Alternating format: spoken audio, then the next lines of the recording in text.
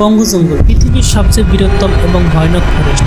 আপনি কি জানেন কঙ্গো জঙ্গলে কি আছে যার কারণে সেখানে মানুষ যেতে এত ভয় পায়? কারণ কঙ্গো জঙ্গল পৃথিবীর সবচেয়ে রানী ফরেস্ট বলা হয়, কারণ এখানে প্রকৃতিটি যতটা সুন্দর তার চেয়ে বেশি এখানে ভয়ানক।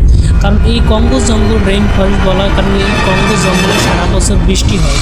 বৃষ্টির পানিতে মাটিতে পড়তে 10 মিনিটের বেশি সময় লেগে যেতে পারে। এই কঙ্গো জঙ্গল ভূতভূতে অন্ধকার, এখানে বিশাল বড় বড় ও বিলুপ্ত হওয়া প্রাণী বসবাস করে। এখানে এর মধ্যে রয়েছে গ্রিন অ্যানাকোন্ডা, টাইটানিক গোয়া সাপ।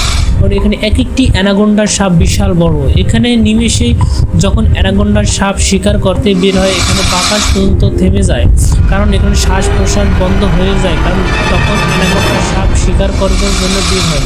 এখানে অনেক পুরনো জাহাজ এবং বিজ্ঞানীরা এই জঙ্গলের মাঝখানে গেছে, কিন্তু কেউ আর কখনোই ফিরে আসতে পারেনি, কারণ এই জঙ্গলকে মৃত্যুপুর ফরেস্ট বলা হয়।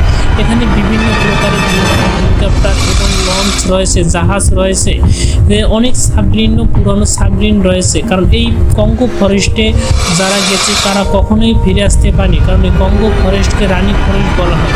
আপনি কি কঙ্গো ফরেস্টে যেতে চান? জানতে পারবেন এই ভিডিও থেকে।